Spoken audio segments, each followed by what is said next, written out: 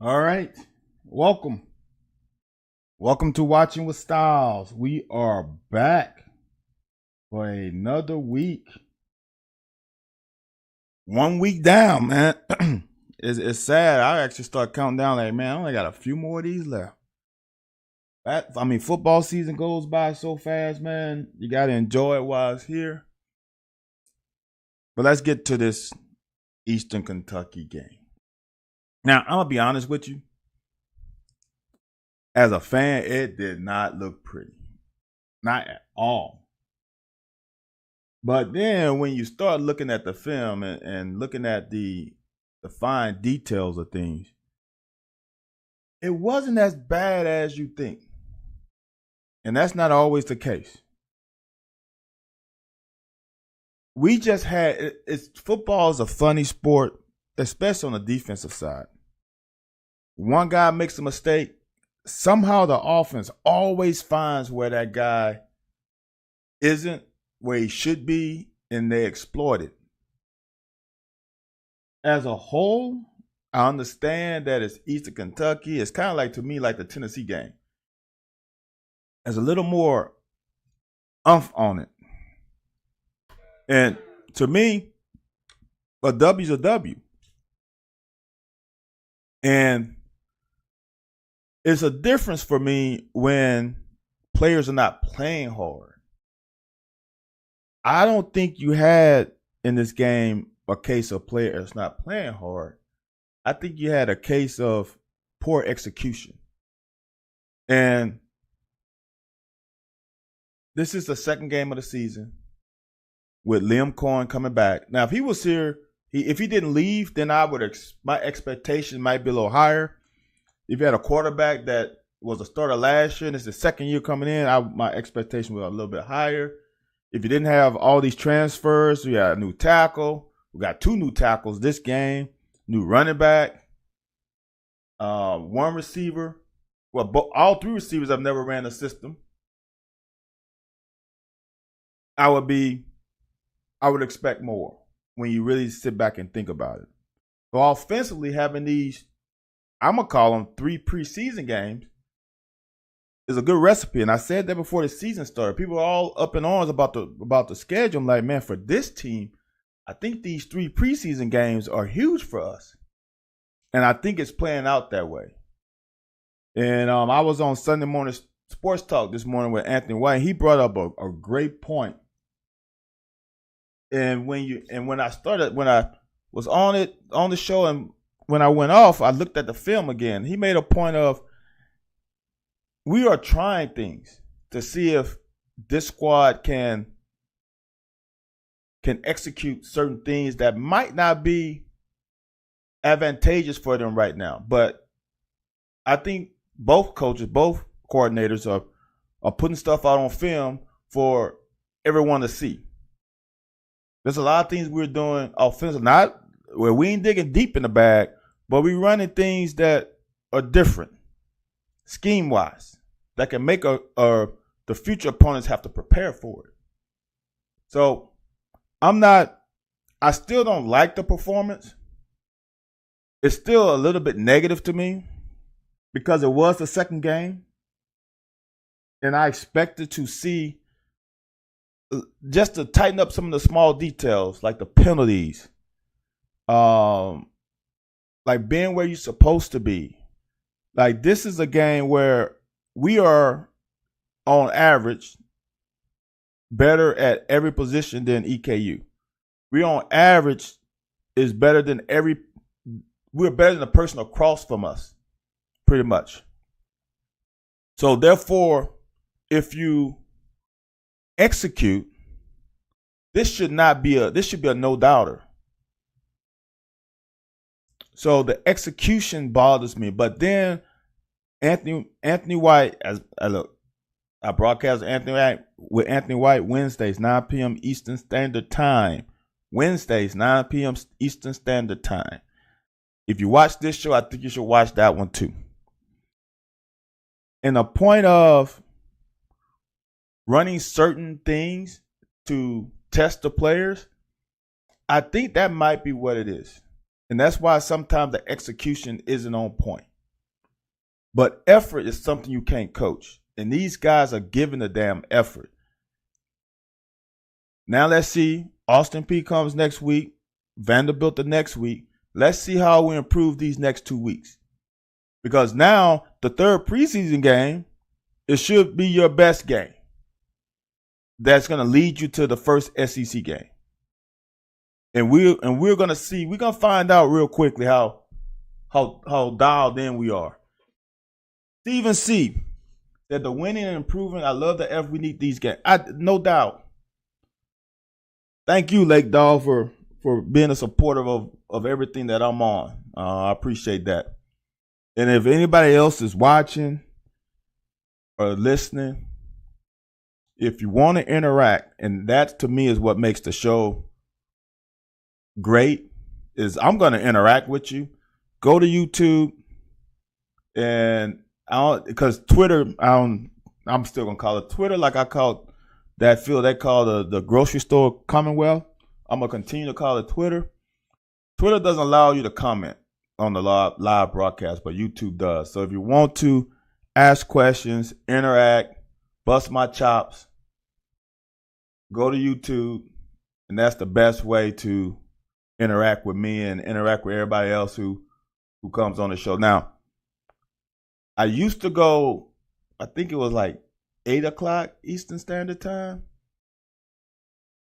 It was a little harder for me and for others for obvious reason. Maybe you're eating dinner or you're doing, I don't know what you have, but this after dark one has worked out well. And I know it's late on a Sunday night. If you're not watching it Sunday, you can watch anytime, obviously on YouTube. So again, appreciate you taking out time to join me. What's up, Mr. Gonzalez? Because look, Mr. Gonzalez, I need you in here anyway. Because man, I had a guy last year. I can't think of his name. He was an O-line coach. I played quarterback all the way through high school, so I know a little bit of O-line work, but I'm not an expert. I know the little stuff. So it'll be great. So I can bounce stuff out for you, and we can get this O-line work done. See, I know. Suncat, damn, Lake Dog, you are damn sure right. Suncat 65. Damn, you got a good memory. I know you don't break down special teams, but what the hell was, man, I have this. Look, honestly, this is what I think happened. So there's, I'm going to call it a halo around those blockers up front, right? The protectors. And I think he got confused of where he was in relationship to the punter. He was actually, with a right foot punter, his right foot was right in line with the punter. So if anybody attacks his right shoulder, they're going to block the punt. And I honestly think maybe he thought the punter was maybe more midline between him and the guy on the inside of him. That's the only thing I can think about. Because he saw him. The crazy part about it is something when you don't see him, or they have a great scheme and maybe they have two guys coming in one gap or two guys coming on your right shoulder and one guy's going to chip you, then the other guy's going to go around you. That would be okay. They got us on that. But he saw him and put a hand out there like he recognized him, but he didn't punch him hard enough. So I just think that was just a mental break. Honestly, it's probably something that we need. I think sometimes, especially after a great first week, you kind of take stuff for granted. And I think that's possibly what he did. I don't like to say the word going through the motions, but I think he was an autopilot. That's a better word. I think he was an autopilot, and he thought he was safe, and it ended up not being safe. And that gave it, and that makes both sides of the ball start pressing. A mistake, first drive. Let me get into it because there's some things I didn't like about this first drive anyway. All right. So, got the ball first, which means you lost a coin toss. I don't like that. Now I'm getting nitpicky. All right. And this is why I'm nitpicky. This is a long ass throw. All right. I'm trying to see if I can get Devin and that's a long throw. That is from where Devin is to here. That's 5. That's a 10-yard throw. Probably close to 20 yards. That's a long ass throw. This is, people only see this part. For a DB, this is the most important distance. That's a long ass throw for a quarterback. I don't think people really realize how long a throw that is. All right. That's a 10-yard throw, 20. That's probably about 18 yards. Nah, probably not that much. Yeah, close to probably 16, 17-yard throw. All right. This is what I see. Now, I try to leave some stuff for me to talk about on here and not talk too much on the cut-ups. But this is what I see. All right, Devin Leary takes the snap. It looks like he's looking straight down the barrel. If you're looking straight down the barrel, he sees this guy vacates. He's coming. Now, I don't know if I was fortunate to have great coaches from first time I played until I finished. Well, my pro coach wasn't the greatest coach. Nah. But Little League, middle school, high school, college, I had really great coaches, really great teachers. And that's another thing. I know I've said it on here before. I've said it on other platforms. There are sport coaches, so like basketball coaches, track coaches, football coaches, baseball coaches, etc. And then there are guys who just coach the sport. I don't think we have enough teachers in nowadays sports. I think people just expect kids to know stuff. No, you have to teach them. Every staff needs a group of teachers.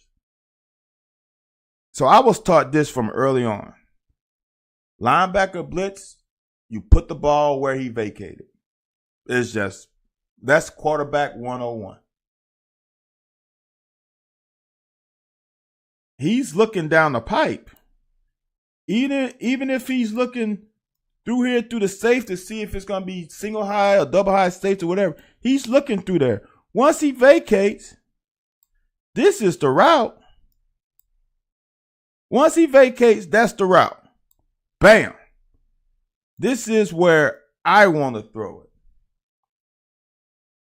If he throws it there, this is a gainer. Because you are stressing this guy out. Let me put a different color. You're stressing that defender out. Because he's got the curl.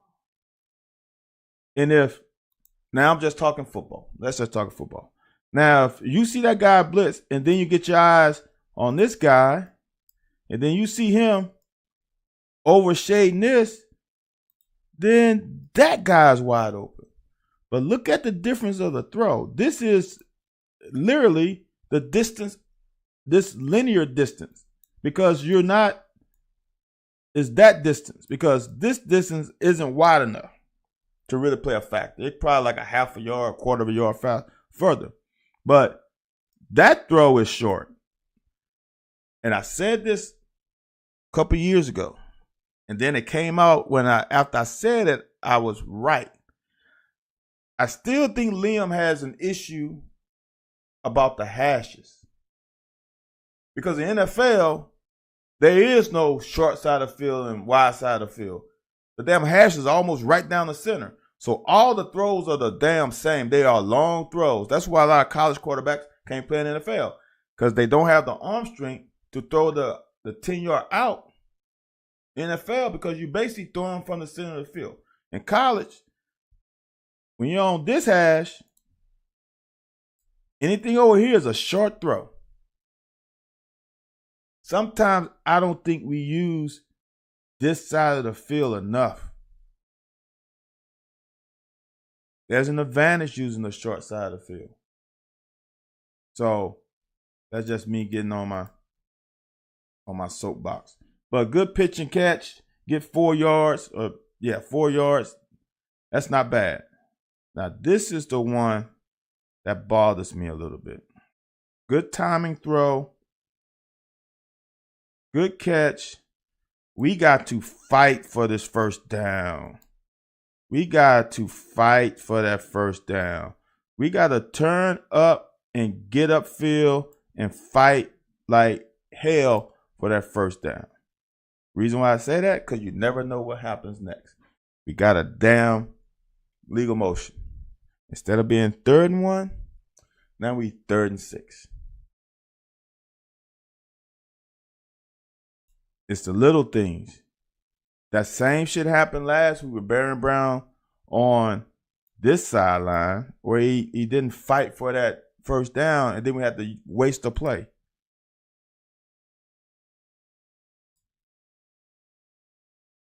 Now, I like this throw. I don't like the route. Now, I put this in cut ups. Last week, on the same damn route, but mirror, he was on the right side. Dame was on the right side. You saw him press that DB's leverage and then cut up. He doesn't stress this DB out. He just doesn't. In a way, I know that because I've gotten picks off of this. Got pick off of Peyton Manning like this because the receiver didn't stress me enough. So then I am not stressed and trying to protect my leverage. And because of that, now I can feel like I can jump stuff because I'm not in panic mode. And that's all this guy did. He just not panic, jumped it. Look at when Dane puts his foot in the ground. He just mirrors him perfectly. It's almost like they're dancing. Boom, and he's going across. He didn't wait on Dane to declare. He is in synchronization with Dane, pretty much. Look, that is perfect. That's perfect DB work. Perfect DB work.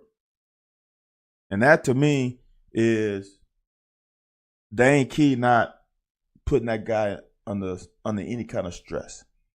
Now, if you put him under stress and he still make that play, you tip the hat to him because you made him work. But I don't think Dane made him work for that one. And the crazy part about it, and we saw the same play last week, the exact same route. This is great work by the D-line. That is great work, man. It's crazy how they all single digits. This guy has come back to form. I think he can still give us a little more. This guy is a pleasant surprise, and this guy is just that dude. And they get no push. Great job by Silver getting off that block. 1.5 yard gain. Now this one, boy, is close. Maxwell is close to getting this one. The next level, which this is hard.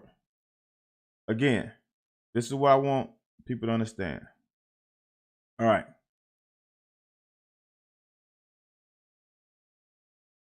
We got certain amount of zones underneath. We got 6. And I think we only got 5 or 4 guys to cover. So that means a zone or 2 is going to be open. But watch Maxwell here. You can tell right, if I can get it, right there. If he broke nice, but he broke flat.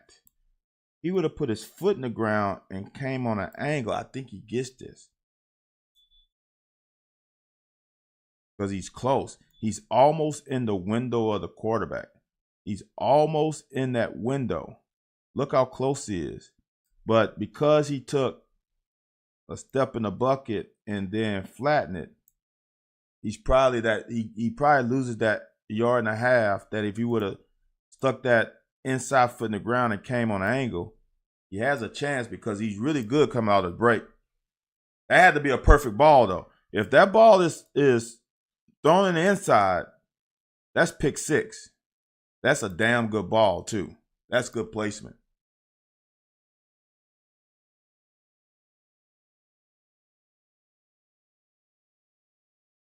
Boy, this one hurts. This one hurts. This one is the damn. And it hurts for a couple reasons. Let me go back. One reason is it seems like we have a TT stunt, little twist, and we don't run it well. All right.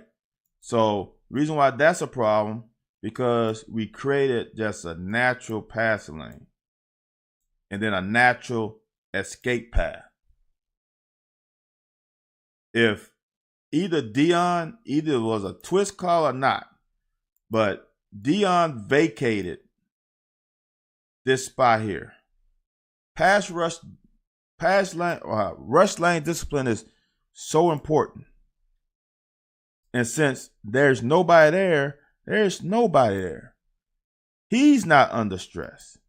And he's not under stress. All right? So now he's able to leak out with no stress and make an easy pass. Like, dog, he was all right. I don't know if I'm quite on the impressive stage. He didn't do anything that was, well, I would say this. He had a couple nice runs, obviously. But, no, I didn't. He's a good quarterback.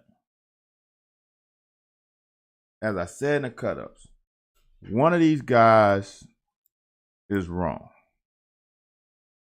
And I'm not 100% sure, and I'm not 99.99% sure, but I'm 99% sure. Normally, you put similar guys on each other, linebacker and a running back. I will put my safety on this receiver. Even though Trevor Wallace is a freak of nature, he's a freak athlete, he's still more similar to a running back than to a speedster as a wide receiver. So I think that he has him and he has him. I hate when we are still communicating when the offense, when the ball is snapped, and when they are at the line of scrimmage. Right now, I'm not sure that we know what's going on 100%. And because of that, if you look at the play, we got two guys looking here. We got two guys. Now, sometimes with this bunch, what we'll do, well, then what I'm about to say, I'm going to contradict what I said earlier. Normally, if you got this bunch right here, normally what will happen sometimes is we will box it. All right? So what happens is if he's coming, this guy is going to take first threat this way. And then probably this guy's going to take first threat short and in. And with the box, then you got the four corners. Then another guy takes first shot deep outside, and this guy takes first shot deeper outside. So if I'm thinking that way, he might have number 3 here. But I think he still has them because he's close enough and he's down at the line of scrimmage. But whichever way it goes, somebody messed up because now we got two damn guys stacked on top of each other taking first inside threat short. And not one person has eyes over here or is in a zone where they're looking at a quarterback and they got eye discipline. This is unfortunate to the utmost. Everything is done right, except for I still think we got a bad D-line issue here because there's no one in his damn eye, in his line of sight. That hurts, man. That was 3rd and long.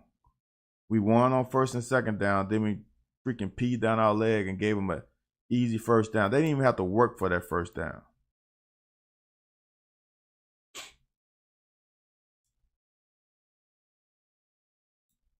I like this guy on film because eventually someone's going to have to double team him because he's creating havoc. Look how deep he is in the line on the other side of the ball. We got Deion Walker and Silver. What's that? Minimum of 3 yards. Well, minimum of 2 yards on this side of the line of scrimmage. On that side of the line of scrimmage. That's pretty damn good. I think Ox is right here. He's getting double teamed. So he's holding the fort. That's a good job by him. He's not getting any push. Great job by D-Jack. Filling. And this is why somebody demanding a double team is so important. All right. They got 2 guys there. They really got almost 2 guys here, right? These 2 guys pull, and now that's 2, 4, 5, and we only got 3, right? We only got 3 down linemen. If it takes more than 4 guys to block these 3, these guys are going to have field days because that means who's going to get up to them? If it's taking 4 or 5 guys to block the 3, then one of these guys is going unblocked. And when you get one of these guys unblocked, it causes problems. And that's what happens here. That's what happens there. There's no one to block D-Jack. His feet, as we call defense, his feet are clean. There's nobody at his feet. There's nobody trying to block him. And now he's able to come down and cause havoc. So then it just clears everything up. But like last year, before Deion became Deion, a lot of teams get into our linebackers. Yeah. Like dog, I said it on Sunday morning. I don't like to call people out, but J.J. Weaver's got to do a little better. And for me, it's not even sacks to me. It's just consistent pressure. Collapse the pocket. Because like I say all the time, as a defensive back, I don't need sacks all the time. I need pressures so the quarterback can throw the ball up. My only house call in college was because of pressure. It wasn't because I made a great break on the ball and we were in man and there was nobody else in front of me and it was quarterback didn't have no one inside. I just had a tremendous break. No, I had a lot of my picks because of pressure. A lot of them because of ball pressure on the quarterback. I had one. This is a quick story. I only beat Vanderbilt one time. My sophomore year, we lost to Vandy Vandy was always like 10 to freaking 7, 14, whatever the score was. 10-7, 12-7, whatever it was. They ran a hitch. And I knew they were running a hitch. And I baited the quarterback. He threw it to the wide side of the field. and Chris Ward got his hands on the ball and knocked it down. If he doesn't knock it down, that's a touchdown. It's just there was nobody else out there. If I catch it, I could have almost walked in because the receiver was stopped and I was running forward. It was a clean pick six. So for me, I just want pressure. Make the quarterback do something faster than what he wants to. Yeah, but look, here's the other thing I'm going to say about that. Big dog, you can't have everything. We are blessed to have an inside linebacker, Trevor Wallace, that's fucking has elite speed for any position.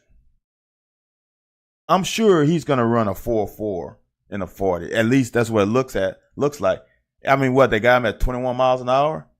At 230 plus pounds. He's our outside. He's our Josh Allen, per se. And I like him coming up the middle more because then the quarterback can't step up in the pocket. So even though our edge rushers, for say, are not maybe as good as we thought they would be in game 2, we still getting pressure on the quarterback. We still getting sacks. It's just not coming from the edge guy. I know Dion got, I think, a sack, and Ox has gotten half a sack, and Trevor Wallace got. This is the thing. Don't worry about where the pressure's coming from. Just be happy with getting pressure. Let's just put it to you that way.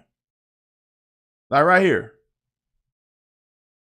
It's not pressure from the outside, but we're getting pressure here. And that's actually the best pressure because now he can't climb. He's got to escape out the back end. And now this is when he should eat. He should eat right now. That should be his sack. That should be his. That's good pressure by Dion. Exactly, Swole. Dominant. Here's the problem with it's hard to find elite, as Swole guy said, it's hard to find elite pass rusher, especially if there's not a lot of them. We're not high up on the waiver wire, as I'm gonna call it, to even have access to him, because he's gonna go to the top. They are so rare that the top programs are gonna fucking go at him hard. And I mean, to be honest with you, and I've been saying this for a while, even though there's really not that much difference between maybe the recruiting class of, let's say, the 5th best team in the SEC all the way down to probably the 10th best team in the SEC, there's not that much difference. But there's a big-ass difference between your Alabama, your LSU, your Texas A&M, and your Georgias. The big guys are going to look at them first. That's just in the fucking SEC. We're still not talking about the other players in other parts of the country. I mean, when you go in the Midwest, you still got Ohio State and Michigan. And you still got Penn State and Wisconsin, too, for a certain segment of population in the Midwest. So, yeah, it's hard finding that guy. And then it's hard finding that guy for a 3-4 defense, too, where you need him to be able to bend the edge, but also be able to sometimes play curl the flat. It's totally different being a 4-3 defensive end where you just got your hands on the ground every time and you are just in battle with the offensive tackle all the time and don't have to guard anybody in space. In our offense, Josh Allen had to guard people in space. I don't know if you guys remember the Florida game where he had that PBU in the end zone. So that's great pressure by Dion. That's Dion. Now, this is time where he needs to eat this. That's his time. Dion is forcing him to escape to your side. Now, that's your time to take advantage. That's your time to win that battle and get that sack. Now we're in 3rd and long again. Can't do it. You can't do it.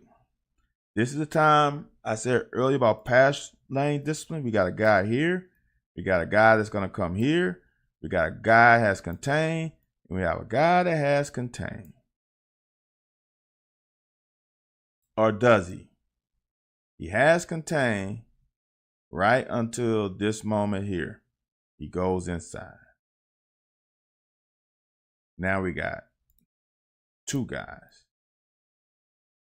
at the hash and inside, and nobody out here. Nobody out there. Can't do it.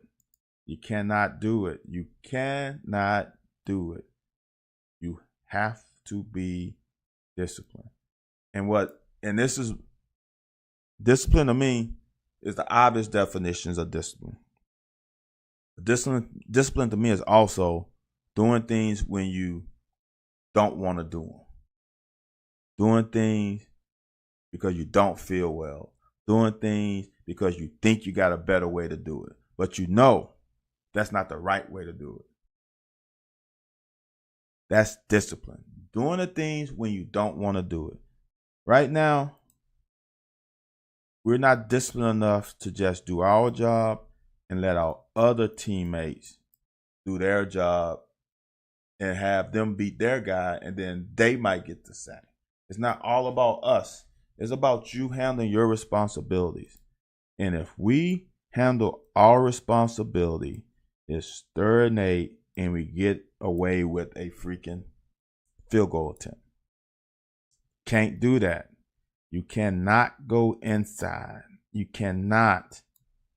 And now we're done. Now we're in man, and now we got backs to the quarterback.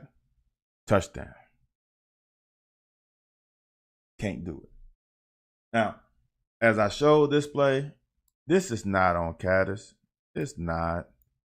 It's just not.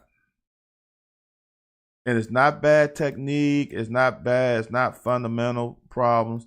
It's just shit happens. But I'm telling you, I knew it was sort of there. I didn't know how big it was there. Dude, I'm telling you, I don't know what's going on from that judge back. I don't know who is over there. But if you look at the play, and this is what I'm going to say. Well, Joe Swoll said JJ loss of containment was emblematic of the lots of issues that guys know. Yeah, pretty much. I'm sorry, let me read this completely. JJ's loss of containment was emblematic of a lot of the issues in this game. Guys knowing they're better athletes and trying to do too much. Trying to do too much is a form of selfishness. It's a form of selfishness. Because you're not checking your ego at the door and just controlling what you can control. You're trying to do other people's job when they might be doing it just fine. So, I'm not sure where this would have went, but I'm going to say this, and I know Jorge is on here. I'm hoping he's still here. I think the O-line played a pretty good game. We're not dominant like 3 years ago, 4 years ago. Well, 4 years ago. It's 2023. She's 4 or 5 years ago. But this was a solid performance. There is a hat on a hat with everybody. Look at the white hats. I just want to show, I'm just going to color the white hats. The white hat, there's a white hat, there's a white hat, there's a white hat, there's a white hat, there's a white hat in here. Or they are not all engaged with EKUs. I don't know what color that is. Hat, brownish hat. There is blue color. And as a running back, I notice you see blue, you're good. Jorge, you are hard. Jorge, you were a player. And you know damn well you were not perfect. So why are you so hard on your boys? I'm not as hard on the DBs as you are on the O-line. I'm just joking. I understand, man. But if you look at this, we got this seal and we got all of this seal. I wish there was an end zone cut. Dude, this is hit your head on a goalpost. If Barry and Brown just does anything here, anything, he can go hit his head on a goalpost there, or he can go there. Whichever way this guy goes, you go the opposite.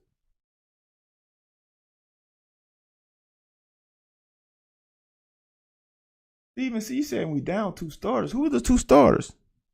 Flax and who else?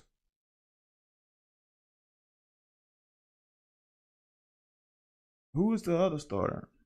Who did we lose? Because Flax, Eli. Oh, Burton went out early, didn't he? But that is where you need to go. When he bounce it, you're going to get a holding call a lot because he's not expecting that move. Even if you look at it right now, look at that. There's a run lane there. Oh, that's right. Horsey is out, isn't he? You're right, Steve. Thank you, late dog. I forgot about Horsey. Hey, Dylan Ray has played so well that I have really forgot about Horsey was out. So when he bounced it, that's not totally Caddis' fault. But even here, if you look at that, the lane is there, man. This is the escape path. That's the escape path. So we got a hole. Now we're behind the chain. That's why I don't think we played that poorly.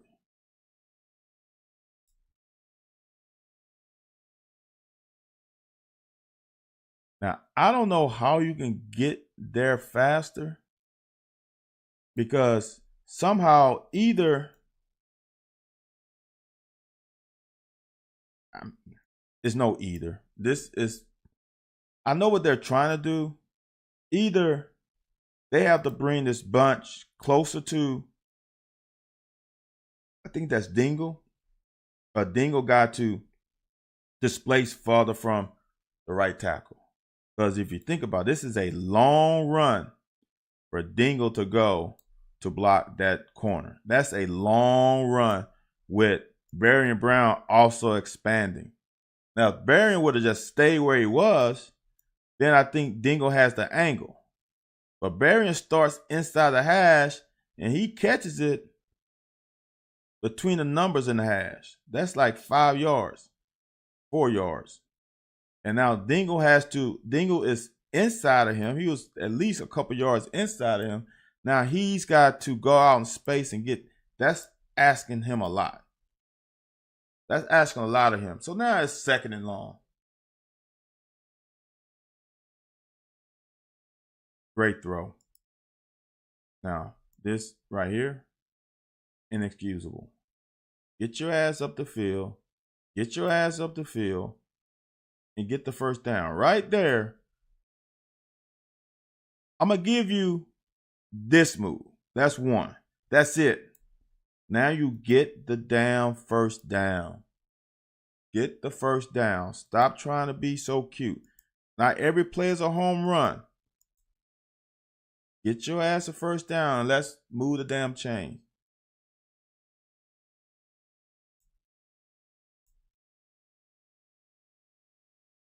Now, the reason why, do I have the second cut? The reason why this is not an interference, is because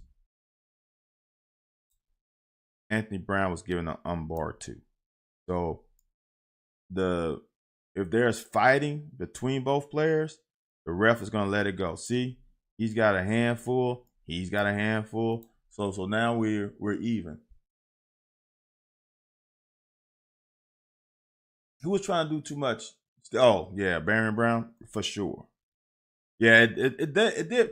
That's the hardest thing to do. And if there's any high school athletes who watch this later on, I hope you sleep if you're on the East Coast. The shit that worked in high school is not gonna work in college. It's just not. You're gonna have to. It's like cooking. You're gonna have to elevate what you did in high school. Now, if you elevate the move, then yeah, it'll work. But you can't do exactly, because here's the reason why.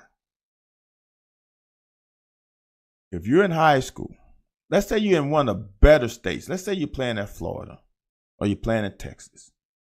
You are probably one of 5 players or 3 players on each side of the ball that are elite.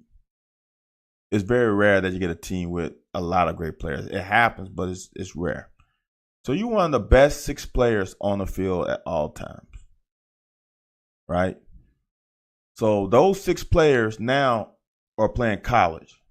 And then those 6 players times how many high schools there are in the country, every player in college is pretty damn good. Every player in college was one of those 6 players that was the best player on the field in each game. So all that bullshit you did in high school just ain't gonna cut it. I had to learn that the hard way. And when I was in practice, when we went 1-on-1, I tried to go with the big dogs, and they fucking toasted my ass all day, every day. Because what I did in high school didn't fucking work. So then I had to learn. See that hole? This is just as bad as that arm bar. So he ain't gonna call it. He just ain't. Now, if he didn't have this arm bar, he didn't have that hole, the ref might call that. But you can't be pulling him down with you. Great cut, man. This guy has some juice, but I'm going to tell you one thing. Look at that. He doesn't get touched either.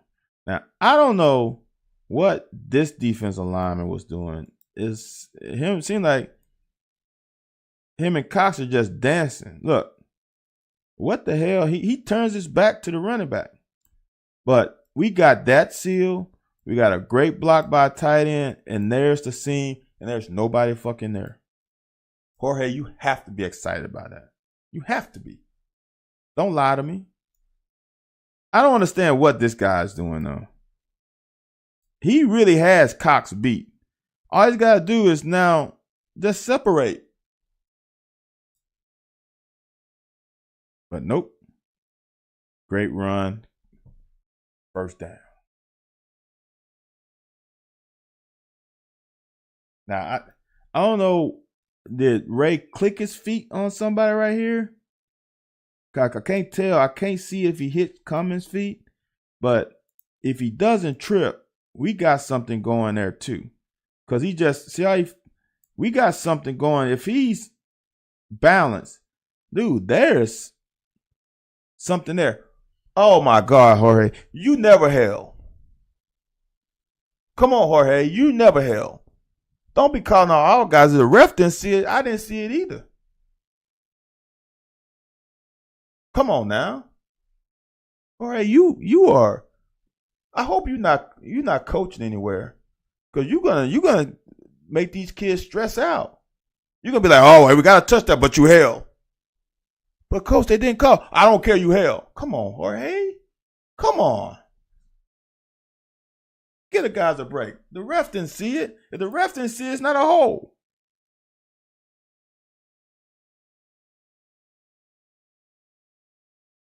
Good timing. Because this is close. That's close.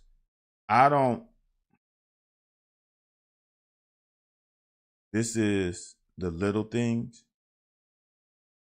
If you know we're running a hitch out here, you don't want to get wide out to that. especially into the boundary. You want to fight to go vertical, to then hopefully, oops, that's too many. To hopefully influence him to turn his hips with you and his back to this guy. So this hitch route is a little easier to throw. This is condensed. This is into the boundary. And when Dane releases outside, he brings the linebacker with him. That's close, man. Good timing, and he's not there, but we can't do that.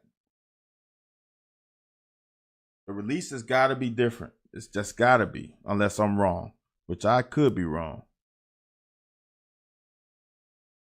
This is another one that as I watched it more and more, Devin is missing this. Both linebackers blitz. There is going to be a void right in here. This is the guy you should be throwing it to. That's a long fucking, oops. That's a long fucking throw. It's just a long throw. Watch this. Both linebackers blitz right there. This is your ball. 3rd and 4, that's your ball. That's the easiest throw when 2 linebackers vacate their zone. That's the throw. Here's the thing why I really do like that throw. Because now this guy's stressed. All right?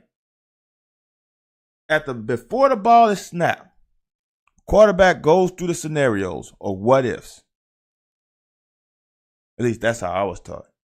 If they blitz, where's the hot route?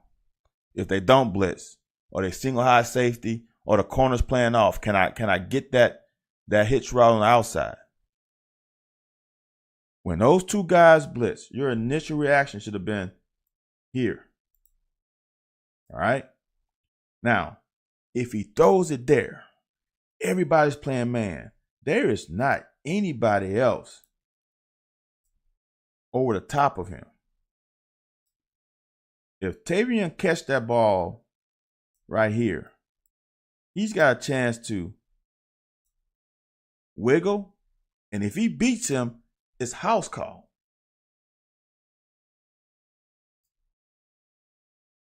Great catch by Anthony Brown. New set of downs. Now this was not good. Now Jorge is going to like to come in on this one. He's going to be like, oh, we got to get to the linebacker. We got to cut off. Got to get to the linebacker and stick. We made good initial contact, but we didn't stick. And we didn't create another line of scrimmage over here. They're on our side of the ball. So they got a little penetration. And now we get a no gain or 1 yard gain.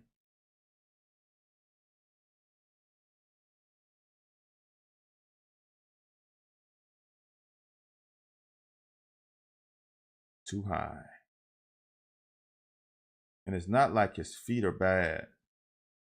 And I can't tell if his elbow dropped or not. That's just a misfire. That's a misfire.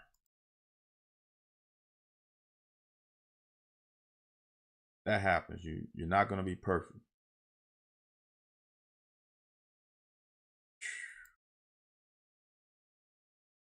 We gotta connect on this. This has got to be a catch. Got to be a better throw and got to be a better catch. That's on both. Got to make that one. Just got to make that one. That's good read. Got a guy open on 3rd and 9. We got to connect. Just have to. So now we're in 4. Damn good block by Ray Davis. We got time. We just, no one's open. No one's open. There's nobody open right now. Nobody.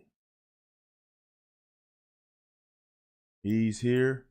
He's covering this crossing route. he's in that window, there's just nowhere to throw it. Now, he could throw it here and just hope he can make a play. That'll be the next option. But you got to throw it. Even in this situation, if you're gonna eat it, you might as well throw it away and then save the defense a few yards. That's 10 yards you would have saved the defense. Plus 10 yards, 10 plus yards. Don't just eat it. Don't just eat it. You just can't eat it.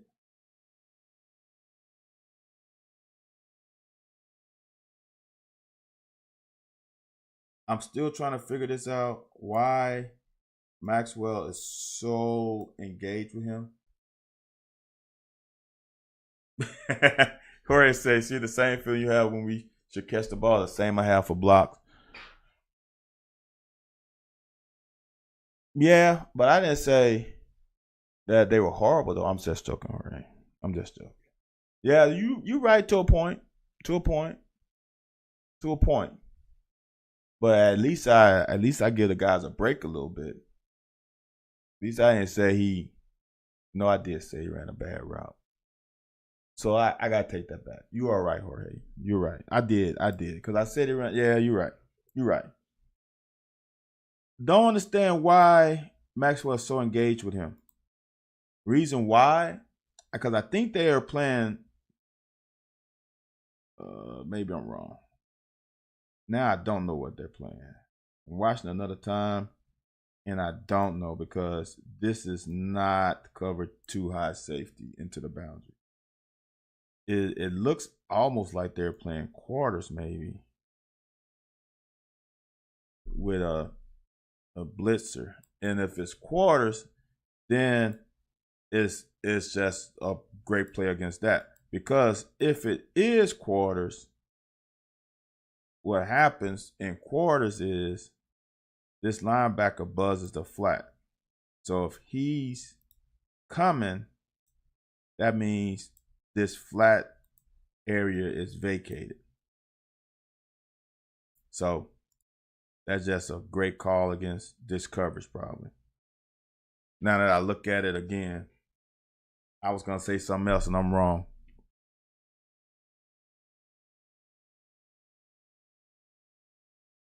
Great job by Josiah.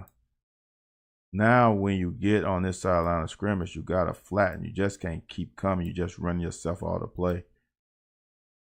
But that's a great push. He commands a double team. That means somebody should be, one of the linebackers should be unblocked, and one of the defensive linemen should be single block.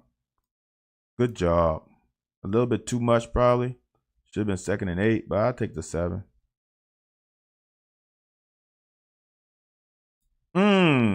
Ripka, this is great, man. Block down, squeeze, squeeze, squeeze. Don't come up field because it could be a trap. Or this guy's going to try to seal you or kick you out. He does a great job. Oh, man, that is beautiful. That's great work. I don't know why the tight end didn't block him. That is in man on line of scrimmage. Great job by Ripka. Man, that's 3rd. Now we got to get off the downfield.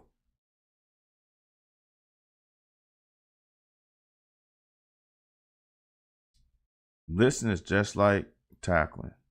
You come full speed, and now we got to shorten our stride, a little under control, so we can eliminate that quarterback.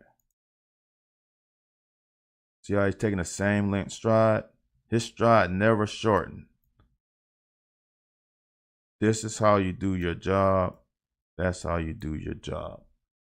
Contain is so important in the blitz because if not, he escapes out this way. All the defensive backs are to the quarterback because they are focused on their man.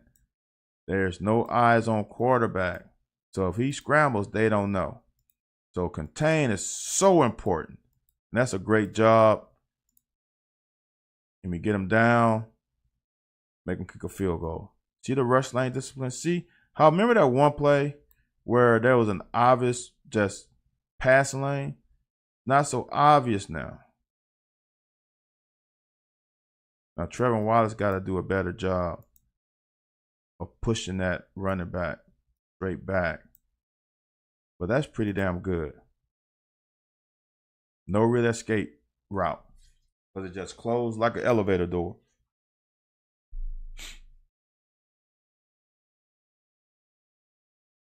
Now Demi gets a little time to eat. Great. I think that's Taven Robinson. Great blocking. Ooh, this move by Ton is not. I'm a Ton fan. Now here's the thing. Is he the fastest running back, the biggest running back? No, but he is solid. And this is a damn good move, right? Right. Don't touch him. Don't touch me. Now that's not good, but that's actually also a good play by number 11. Good read. Put his foot in the ground. Gets up the field. He think he got him. Well, I got another. Now, this is what's so good about this move. Now, he is about, I think the hash is like, they're not quite 2 yards.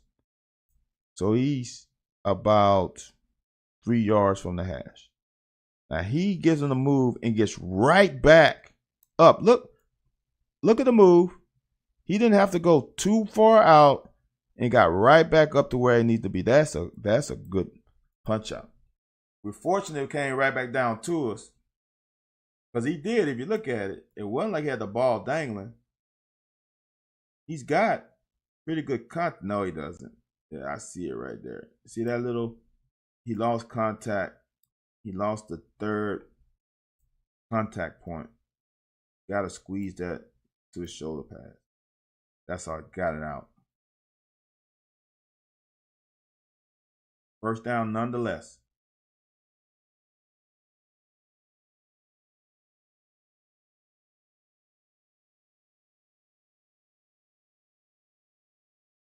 I would have liked for Chaton to keep pressing the edge. Because if you're looking at Cox, he's working on sealing him, and Berrien has that. We can keep pressing. We can keep pressing.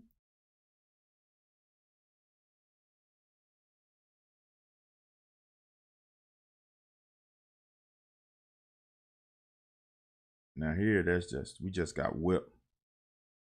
We just got whipped here over the center and the right guard.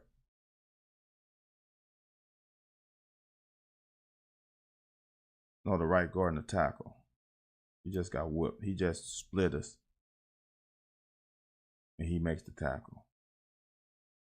That's a failure to execute right there. See that? Right here.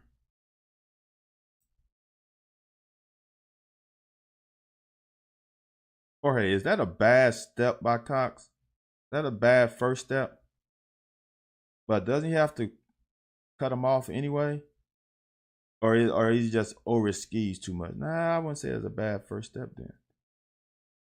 Is he just lunging? And why does...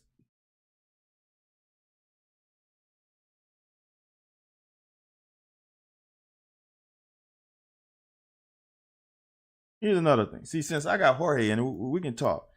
Is Bay supposed to chip to allow Caddis to come seal? Because he got into Cortland's way, right? And then Cox is over his skis and he gets swim. Then that's ball game. And then we missed 2 guys who are on the ground. Oh, that's bad. Now that's bad, Jorge. But tell me about the tight end. I want to know about this one.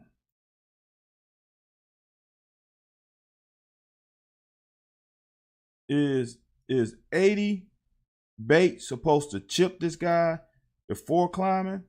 Because he got into Cortland's way.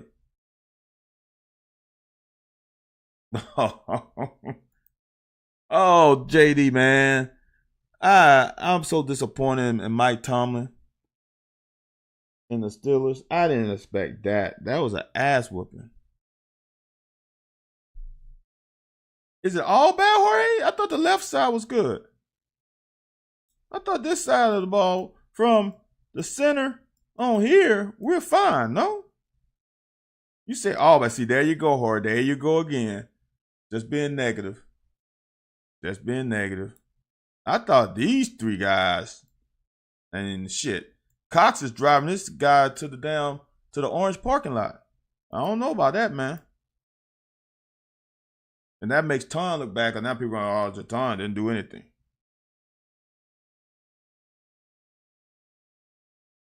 Good pocket.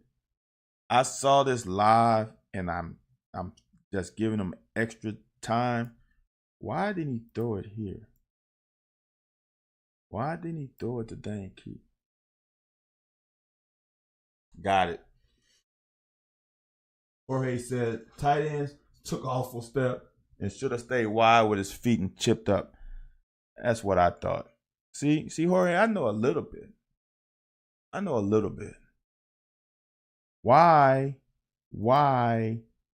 did he not throw it there?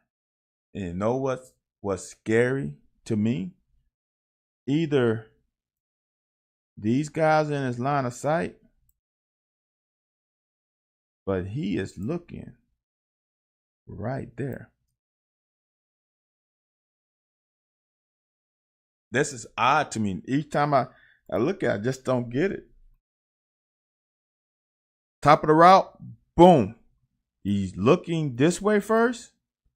That's his first read. Now he's coming backside. Take it. I'm shocked that he didn't take that.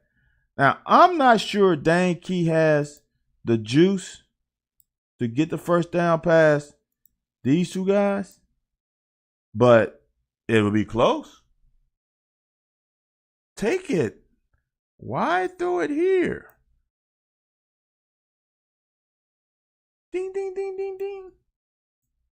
Now, the thing about it, this is why I like getting the end zone cut of the all 22, is I can't see his line of sight. But Dane Key is open. That's a good break on the ball by the EKU DBs.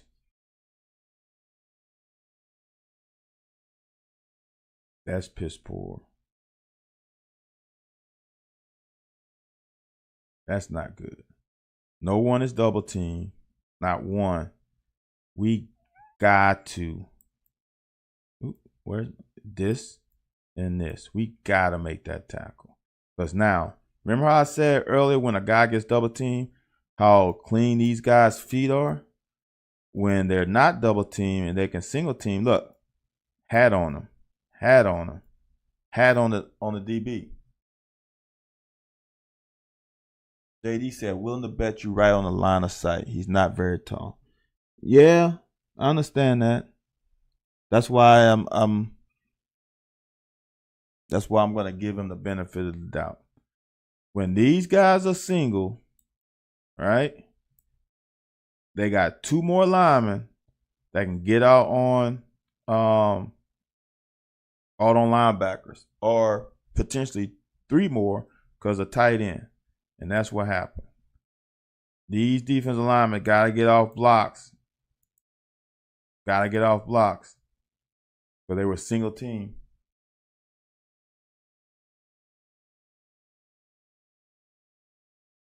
Trevor Wallace is just a dude, man. He's just playing football.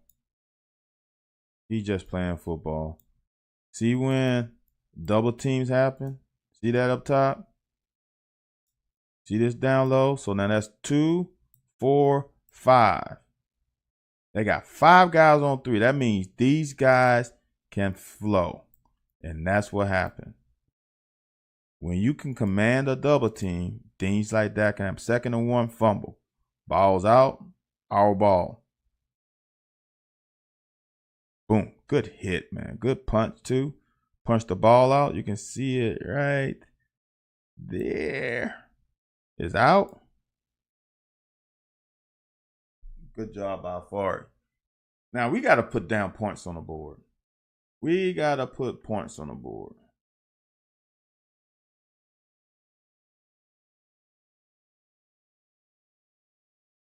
See, this is an interesting thing. Last week, Ray Davis was so patient. He pressed the hole, then find a valley. This game, he was just Kavase smoking it. He was just bouncing everything outside. Interesting.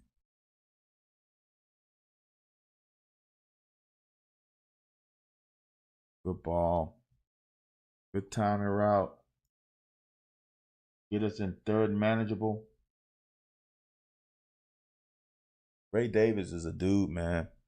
I don't know what's gonna happen on the next level, but he's got a chance. Now, this is weird because I showed this in the cut-ups. Now, Caddis is holding. That's a hold. For sure. No doubt about it. You can't do that.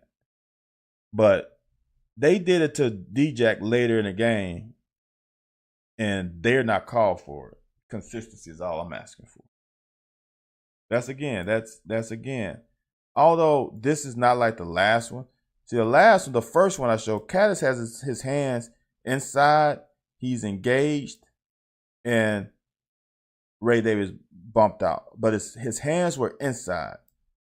This is actually a hold from jump. That's a hold from jump. So I'm gonna let Jorge, because he's the resident O lineman. I thought Ford played a damn good game. I don't know what happened to Flax, but Flax better tighten up because Ford played a hell of a game.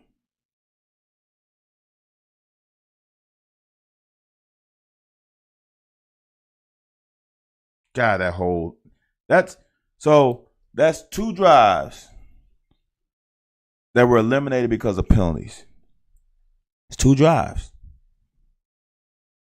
So that means we had a few less plays, a few less chance to get in the rhythm, and now we third and forever.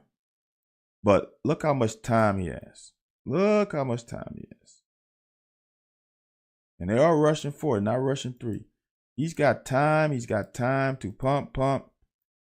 And we get the chance of this getting fucking picked is fucking crazy. But there's nobody open though. From what I can see. There's nobody open. That's not open. There's gonna be a guy coming in here somewhere. That's not open.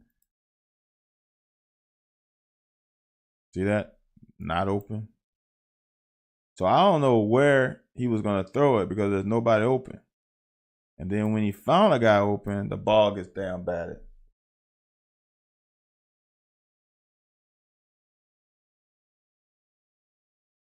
I agree, Jorge. Now, I don't know. This is what I'm going to say. I don't know how good EKU's defensive line is. But regardless of the level of play, there are some schools who have a good unit.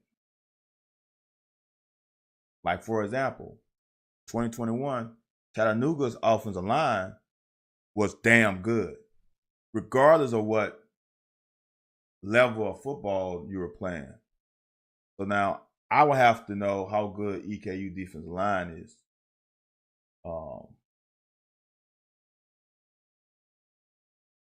I don't want Devin Leary to run either, Cobby.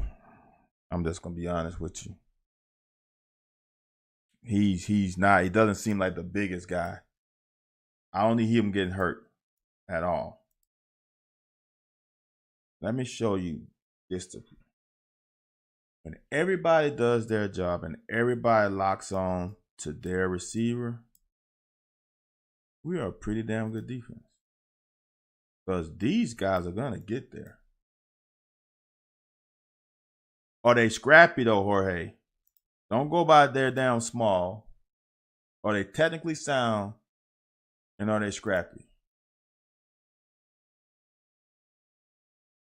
This one hurts a little bit, and this is why next level defense on all. This is where I think I became better.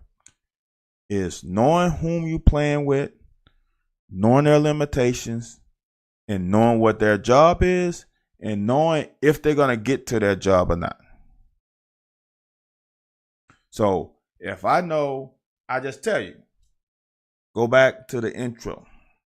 I have a pick against, and don't ask why I have this recall. I have a pick against Louisville. I have a pick against Tennessee on the intro. You look at the linebacker to my side. It's 22. Muhammad Ali, which is crazy because we have the same birthday, just a year apart. I knew he was never getting to the curl or hook. I just knew it because he's going to bite on the run fake. So with me knowing that, I knew that if we were going to defend the curl, it's probably going to be me. Regardless of you playing cover 3, cover 4, cover 2, it didn't matter. He wasn't getting there. So I knew the defense. I knew where the weakness was. I knew where his weakness was. Not he was a bad player. I just knew what his eyes were going to take him to the play action fake, which is rightfully so. So, why I'm saying that is Keaton Wade should make no step here because he's got a flat defender. Edey's a flat defender man to man. There is no reason. You can see that right foot, see him go. Watch him go this way. Just watch. Watch that right foot and the body lean go to the sideline. For what? This is where eye discipline is so huge. This guy is looking here. He has not looked this way. And for a right-hand thrower, this left-hand throw is the most obvious because he's got to open his whole body. You're going to see his numbers for him to throw it over here. That's how much attention to detail you have to get as a defender in this league. His shoulders are pointing this way the whole time. Look at his shoulders. Here's the other thing, if high school players are watching. Don't worry about the eyes. I played quarterback, so I know this. You worry about the shoulders. His eyes can look this way, but for him to make a throw this way, his shoulders can't close. Because then he's got to look this way and then pivot and then throw it here. He's going to look you off this way, but his shoulder's going to stay here. This guy is looking right down the pipe. There's no reason to take that step. There's no reason. Look, he took a false step and he's close. There's nothing about this release and those shoulders that say he's throwing this way. Zero. Attention to details. You can see it here. Look where he's looking. Look where he's looking. He never, ever looked that way.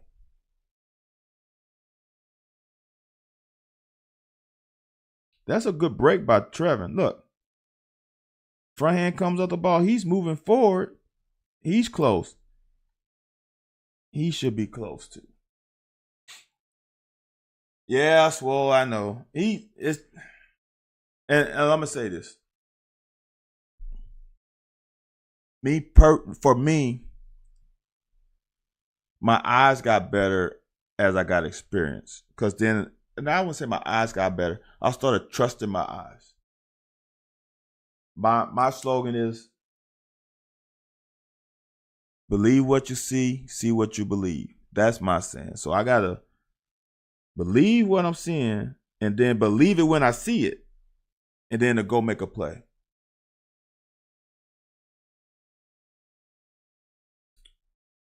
What JD said, that's an odd looking clip. There are 9 guys.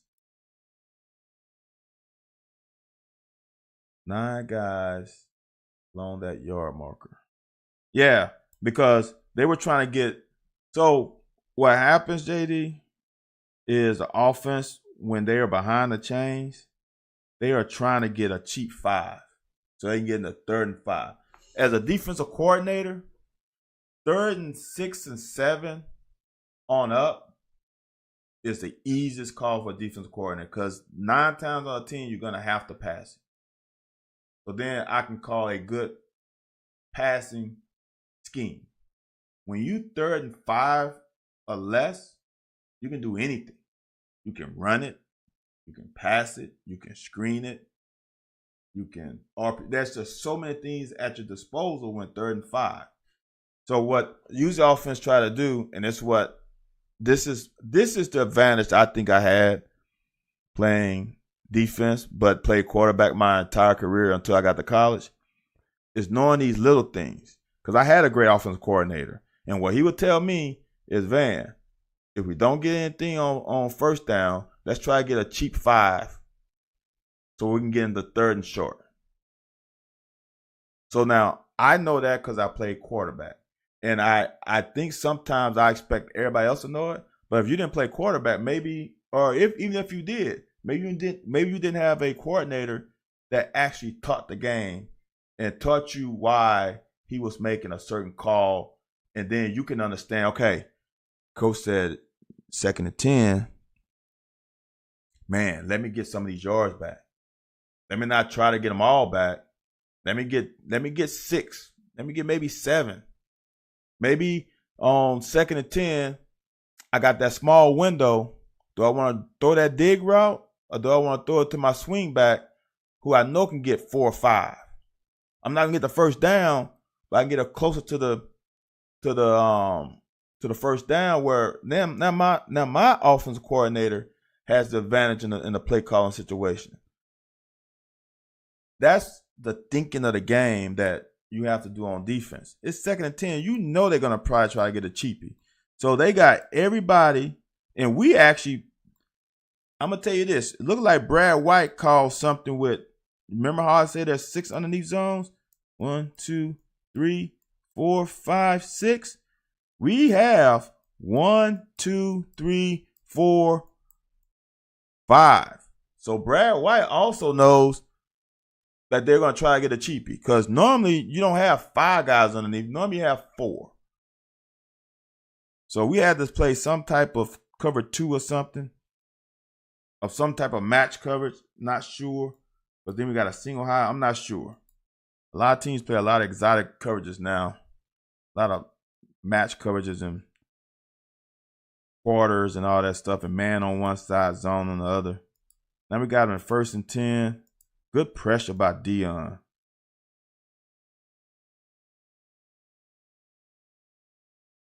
Oh, this is the Harrison play. I'm telling you, man, this is elite. This is elite.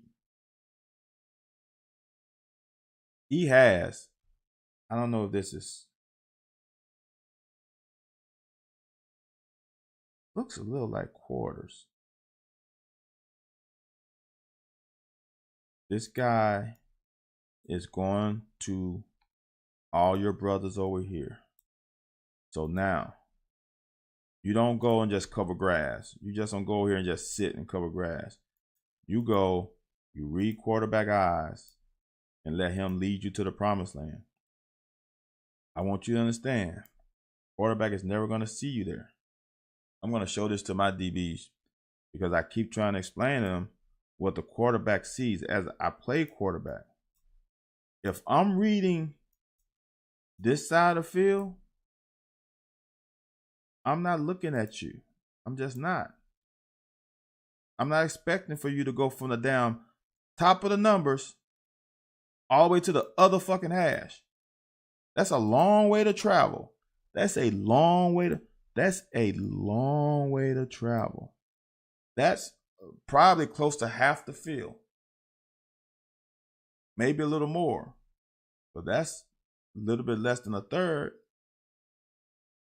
That's almost half the field. I'm not expecting for you to not only go half the field, but you started here. For you to be 40 yards down the field, I'm not expecting that. That's great eye discipline. Oh man, that's now DB, we got to stay on our feet and make some of all this. We got to get a return on all that. That's bad for me to say because I had 8 picks in college. I only was able to return 2. Was it 2? Yes. Georgia. Damn, it was both Georgia games. Now I think about it. All the rest, I was either diving or jumping over someone's shoulder or going around somebody. Yep. Yep, both Georgia games. The only time I was able to return an interception. Now, we just didn't have good field position either.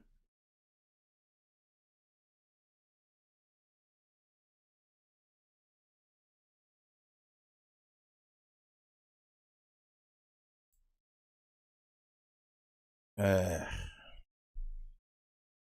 a lot I can say. I'm going to let that one go. This the one that's scary to me, though. And the reason why it's scary, because it looks like this is at best a lateral. That looks like a lateral. And why that's bad? Because if he misses and that ball bounces out the end zone, that's points. That's a scary pass to me. Good job by Ray Davis getting some out, and that is a fucking targeting. I don't understand how they took that out. He launched. It's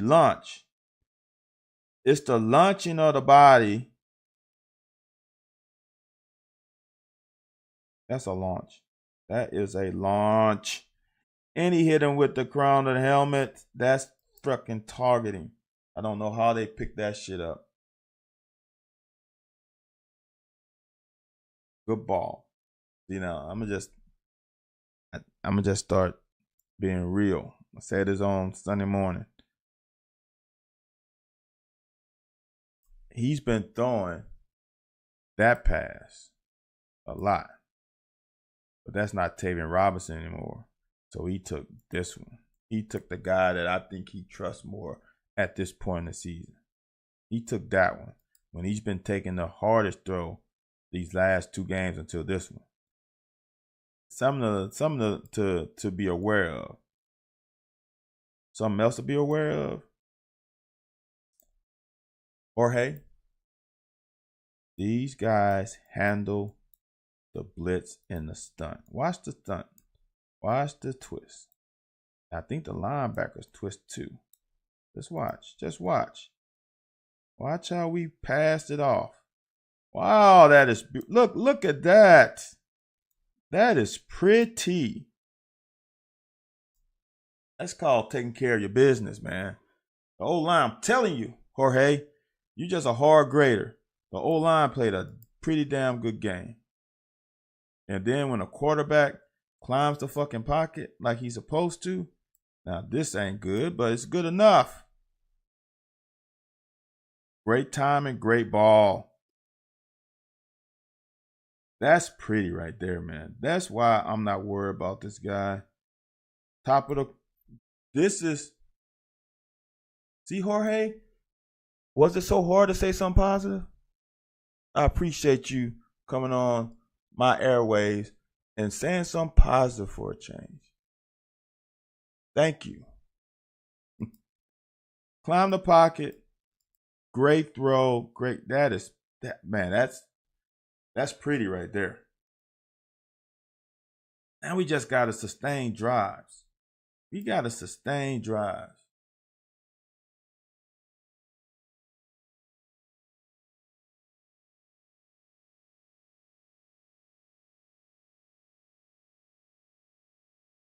They got 7 men in the box, don't they?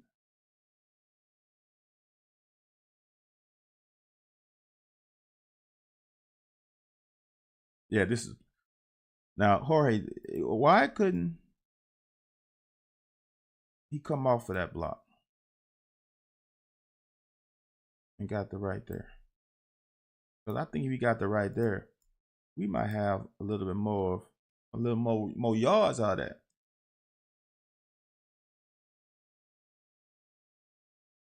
Boy, they crashed this party right here, boy. There is nothing there. Now, the interesting thing about it is I'm confused because it looks almost like this is a screen. Because Dane just runs right and picks him.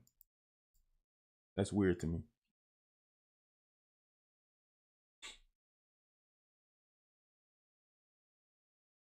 Good time.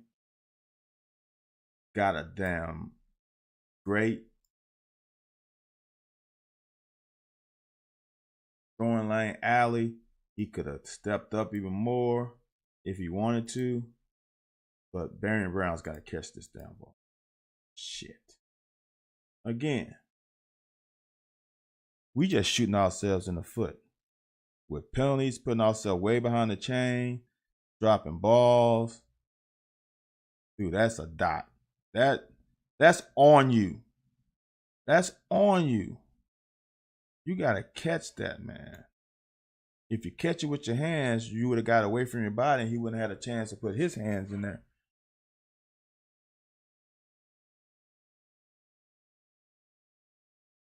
That is good push. It wasn't as consistent as I like, but it was pretty consistent. Again, it's simple math. When they have to double team, linebackers are going to eat. Especially all linebackers. They're going to eat. As I said earlier, you have to know. See, I think Jorge is drinking the Kool-Aid now. Jorge's drinking the Kool-Aid. I like that, Jorge. Now I feel better about the O-line. If you feeling good about the O-line, I feel great about the O-line. I'm trying to tell you, they played a good game.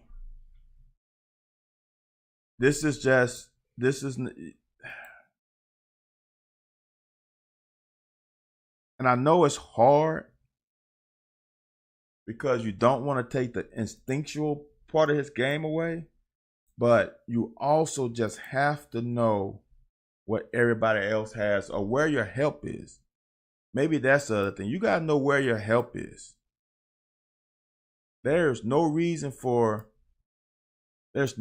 drawing Trevor Wallace to the flat or to the curl. It's nothing. Nothing. He should be right where that ball is thrown. You got a corner outside. You should drop back here. He has good eyes on quarterback, but he's influenced by this, and that's not you. You have help over there. That should have been a pick. Or a sack, because he wouldn't have had anywhere to throw it. Good pass rush. That Ripka. Great job getting pressure on the quarterback. That's what I like, pressure. Because then you can potentially get that pick. All right?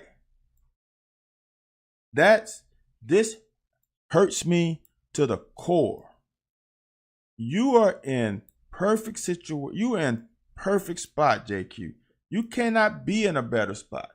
As I tell my DBs, you want to be in his hip pocket, preferably a little bit under, because definitely in high school, there is not too many guys who can throw a dot. All right? You want to be close enough where if you had to, you can rake his arms down, but 9 times out of 10 is going to be a little short. Here is the problem. JQ needs to get hip to hip and force him to the sideline. You need to get hip to hip. not shoulder to shoulder. You got to press your hips against his. Pause. And press against him and make this play. You are looking back the whole time. You see the fucking ball. Your eyes, this is the ball. Your eyes are up on the ball. You see it. It's not like you are looking at the receiver and you lost the ball. Make a play on the ball. That's not for you to play this guy this well and to not get at least your hand on the ball. This is poor ball skills. This is, you are in the spot. You see the ball. You see it's been underthrown. Why don't you feel him at the play? Boy, this is frustrating. The more I see it, the worse I get. I should have just fast forward through this. Oh my God. Look, so now. JD, Steven, y'all ain't right.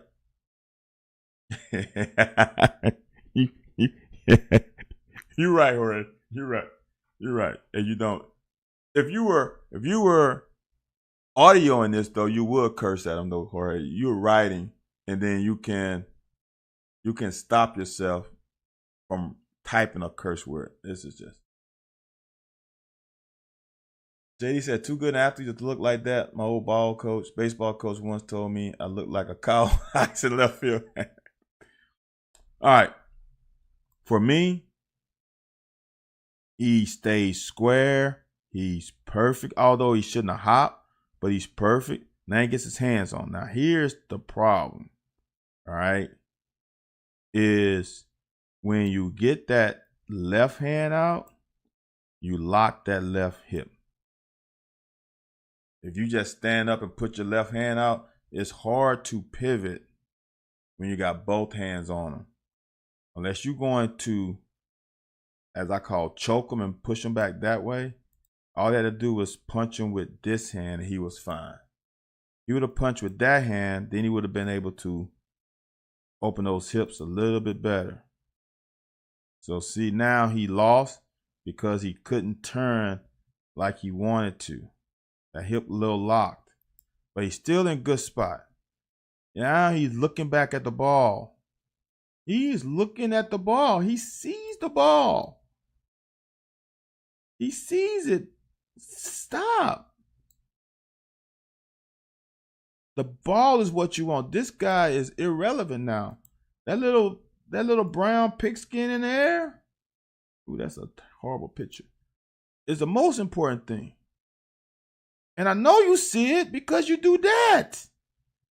Oh, shit. I'm going to say this. I hate it when a corner and man does everything right except finish the play. Got to finish the play. Oh, that's a pick. Geiger had this one. This was his if it was a better thrown ball.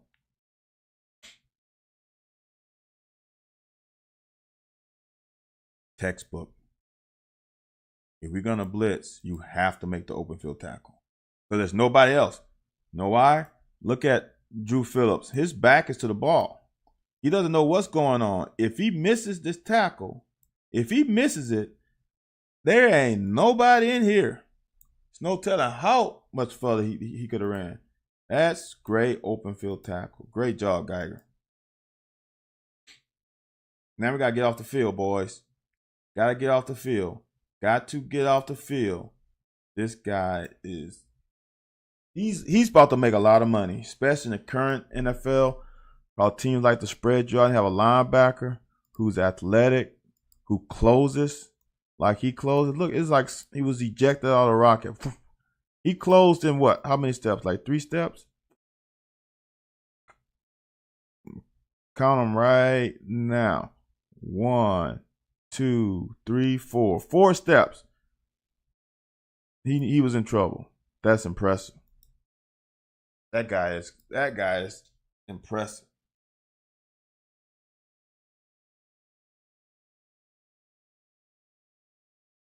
Good throw.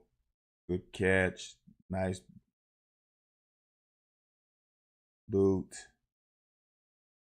Good play action fake. Ah. Now, small Michael Parsons. Yeah,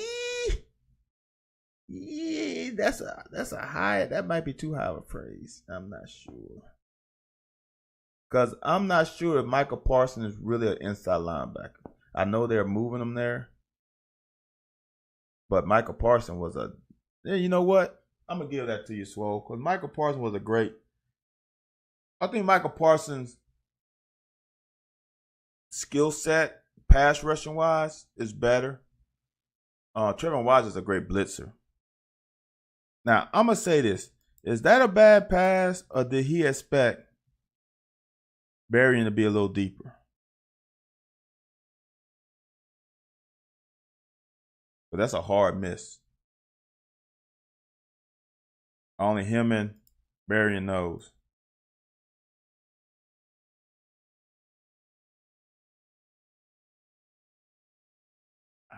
I'm not sure why Caddis didn't take this guy. I know they are making it seem like wide zone that way, but he should be able to pick up that wide guy. But this is why quarterbacks are part of the protection. You got to make them big boys look good sometimes, even when they fuck up.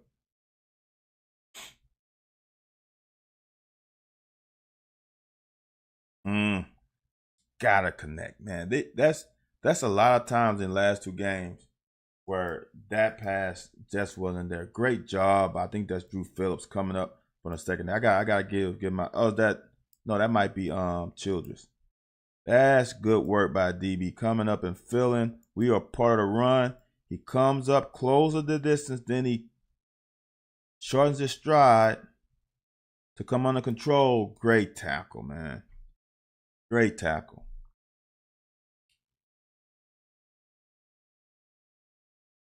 Harry, come on. Come on. Boys, we cannot let that happen. We got washed. Ooh. Ryan, but didn't Ryan have better pass rushing skill set though? I'm not sure Trevin has a. Like if you had Trevin in one-on-ones with an offensive tackle, I don't think he will win. Because offensive tackles, a speed guy, they know they get their hands. They're just going to run you around the quarterback. Because once they even touch you, they pretty. I'm sure a good tackle feels good if he can get his hands on Trevin. Maybe that's just me. Big tackle there though. Made it 3rd and 1. Drew, no, he snatched your ankles. Drew, he snatched your ankles. And that's good. Keep coming here. See, this is.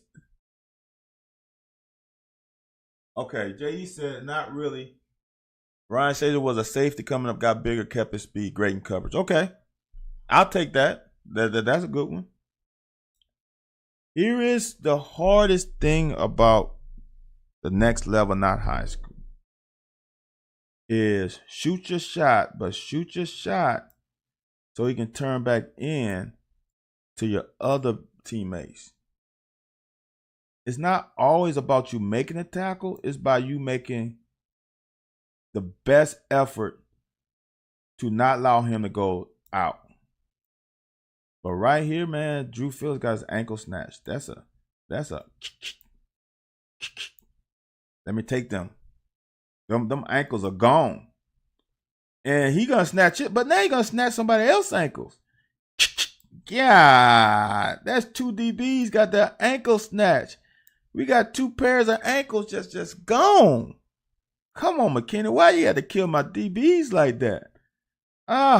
Another ankle. Jeez. But that's a linebacker, though. That's a linebacker. We got 2 pair of ankles just snatched.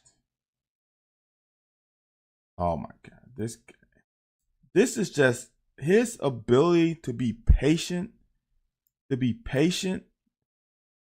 on his blitzes is big because now the offensive lineman has declared it's too late. Perfect timing. That guy, man, that guy. See what I'm saying? You have stayed your 5 yards back. Yeah, he was. I would say this. His legs to me were more impressive than his arm. He's 5 yards back. He doesn't give any one of these guys an inclination that he's coming. He doesn't. He's standing in his normal stance. He's not like leaning over heavy to say, oh, he might be coming. Ball is snapped. He still doesn't come.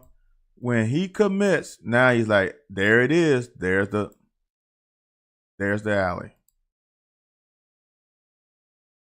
Perfect, man. I love that guy. Oh, Prince, you good, Prince. I appreciate you coming, though. You can watch it later. You can watch it later. You can comment later too if you want. I'll read them. Good job by Dion getting a hand on him, because now we get him in 3rd and forever. Now we just got to get off the field, boys. We got to get off the field. Great job. Now, I think this twist is horrible. The timing is horrendous. But nonetheless, it worked. So now,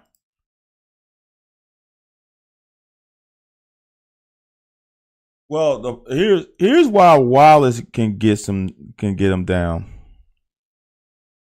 because he takes good angles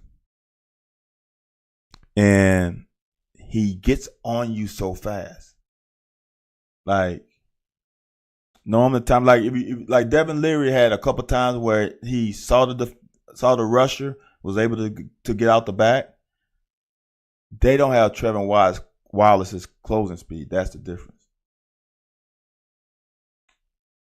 Prince, yeah. Prince said, but the defense still has very poor eye discipline. Check. Effort and talent is there. Check. But IQ is still lacking. Check. That's really what it is. Third down execution isn't there, which is another mental factor not going. All it takes, I know I've said this, but I can't remember what the TV saying is. There, you get a new listener every such and such, and there's nothing wrong with repeating. I think it was Coach Archer called a perfect blitz for the play that was coming, and we had one linebacker going the wrong gap, and the running back hit his head on the damn goalpost. If he goes in the right gap, it's a TFL. But he didn't go to the right gap, and the running back went untouched. He could still be running to this day, and that happened probably in 1995. That's how, because we were playing man. It was zero coverage. Everybody's playing their man. Once he got past the defensive line, there was nobody else. And legit, I mean, he got touched by the ball being put in his gut, and that's the last time he was touched on that play. All it takes is one guy to make a mistake, man. That's why it's the best team sport. Now, I don't care what anybody say. Yeah, the punters punted the ball too early. Yeah, they shouldn't have punted to Berrien. But I don't think you guys remember. EKU got the ball with, I think, 1 minute and 40-some seconds left. And we got the ball with 40-some seconds left and fucking scored. Good use of timeouts. Good use of Brad White being aggressive and getting them behind the chains early. Now, yes, they made a bad decision, but you cannot overlook our clock management at the end of that half. And then this is a fucking dot. That right there is NFL level pass. Those are the kind of passes when I was in NFL. You're like, man, why is he throwing that ball? No, that's not where you. Oh, now okay. I see why you threw that now. That was this one. Because he's not open. Ball's in the air. He is even with the DB. Look. Not great.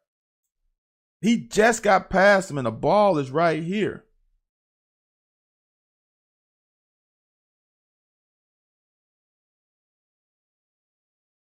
Yeah, our stunts are hit or miss, friends. Sometimes they're good, sometimes they're not. Sometimes they're good and sometimes they're not. Ball's thrown. You can see the ball. So you see the ball right there. He is not even with him. The DB is on the 5. Tay is on the 6. The ball is thrown. The ball is thrown really when Tay is on the 10, I think. The ball is thrown now. How the fuck does he see him open? How does he think he's going to be open? The ball is thrown right now. You know why? Because he saw on the switch route right here, him settle just a little bit. He's going that way. And when you stop your feet, his momentum is going to take you by him. That's elite, man. And it looks simple. And then he dropped a damn dime. Look, if he throws it short, it's knocked down. That is a dot. Bam. And then Tay gets 2 feet down. 1, 2. That's good on Sunday. That's good on Sundays. Look. I know the score is 7-7. I know. I get it. It could have easily been 21, 24, 0.5. Because they scored on the botched punt. And we still had 2 chances to get off the field and we didn't. Offense killed themselves with the interception, with a penalty on, was it 3rd and 3? Ray Davis got the first down inside the 10-yard line. That's points. We killed drives with penalties. I know in a moment I was saying the same thing, but when you look at the thing and you go and reassess the situation, it wasn't as bad as it seemed. And here's the great thing for me with all of this. Oh, I saw you, JD. Hold on. I got to go back. I don't know if I can catch you, JD.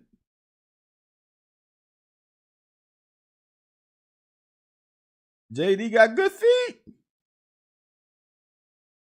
Good job, JD. Right. JD almost got taken out. I saw you, JD. That was good feet. Oh, did anybody else say anything? No, that was.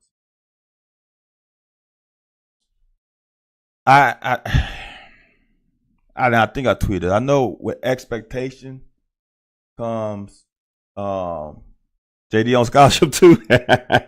JD is he's not on scholarship anymore. Plus they have our playbook. Yeah, that's a good point. That is a good point. But with that said, we still killed ourselves. Here's the thing. I'm dead serious. In high school, I ran 2 different offenses. I ran the wishbone, then we came out and spread. All right. You made a good business decision, JD. I don't care if the other team knows your plays. If you execute, they can't stop it. It just can't. When you run wing T, you got like 3 plays. 3 plays in wing T plus a waggle. You got 4 plays at your disposal. You hear me? No one can stop you execute. Prince, I played wishbone, but we passed a lot. I had the most passing yards in school history until 2021. So I graduated in 93, so I almost had 30 years the record.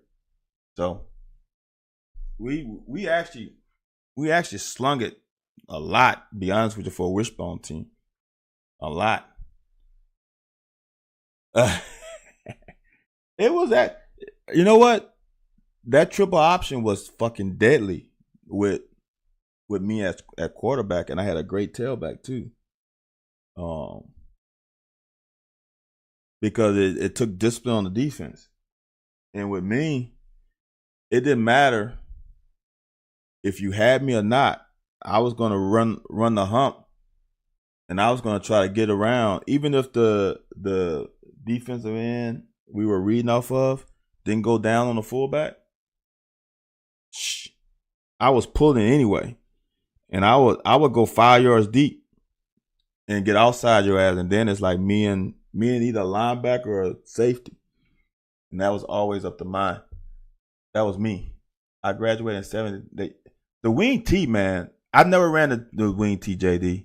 I ran the wishbone, and then we went to 11 personnel.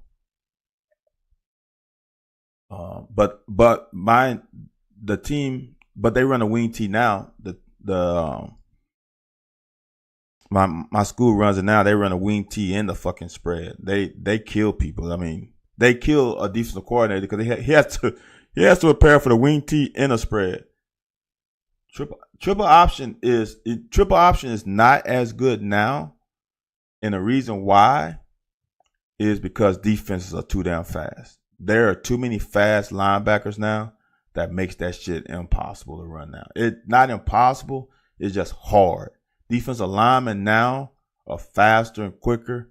It's just harder to run it because of just the speed on the defense. It's just difficult now. When you got Trevor Wallace fucking running 21 miles an hour, he's gonna get, even if you can run schemes where the defensive end takes the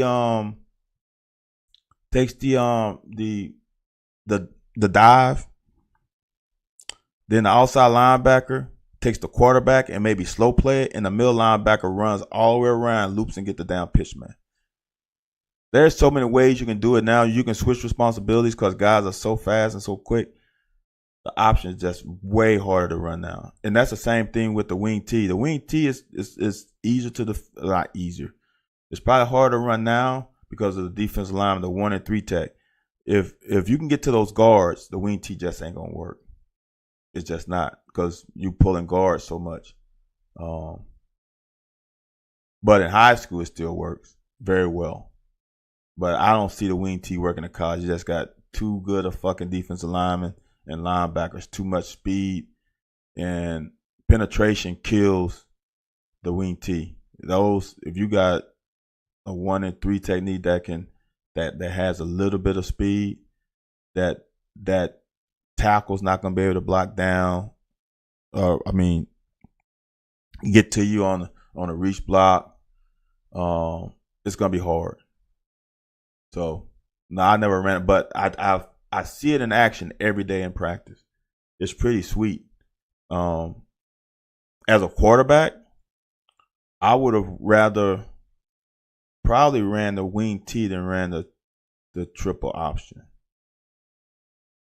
But I love the sprint option. When we went to single back, we started running sprint option, and I love the sprint option because I didn't give it to my. I don't think, and I ran triple option my sophomore and junior year. I don't think I ever gave it to the fullback. And I don't know if teams fucking realized that. I never gave it to the fullback. I was like, that's just a waste of time. When I got myself in an elite running back in the back, why am I gonna give it to the fullback? I mean, I probably should have, but no. We had, I could tote the rock, and then I had a tailback that was fucking elite. See, the waggle action was, yes, the waggle option. Well, and here's the thing. We ran that shit out of the triple option. So it wasn't it wasn't out of wing T, but I mean the triple option, I mean you got the wishbones kind of almost wing T-ish, except instead of them being as a wing back, they were just two tailbacks. But I used to run a waggle to death. We used to, and I had a tight end that was shit. I had a tight end then, and it fucking sucks that he quit our senior year in my class. He might have been the second fastest guy on the team. The tailback went to Arkansas State, and he was freshman offensive MVP. And then he came back to LSU and got lost in the shuffle. Then went to Louisiana Monroe with the high school OC we had our senior year. He was the OC at ULM. It would have been my first year in the pros. He got coordinator at ULM. So I had a fucking college offensive coordinator my last year in high school. I wish I would have had him all 3 years I played quarterback. But yeah, he was. And Marquise Williams was he was freshman, all freshman Sunbelt. Shit, he had like over 1,000 yards rushing his freshman year. He should have stayed at Arkansas State instead of coming back home.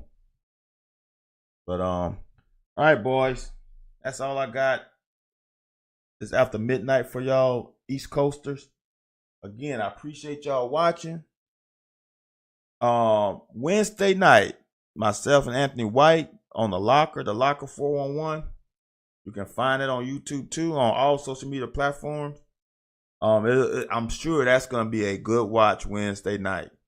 Other than that, I'll see you guys and girls tomorrow night at 10:30 p.m.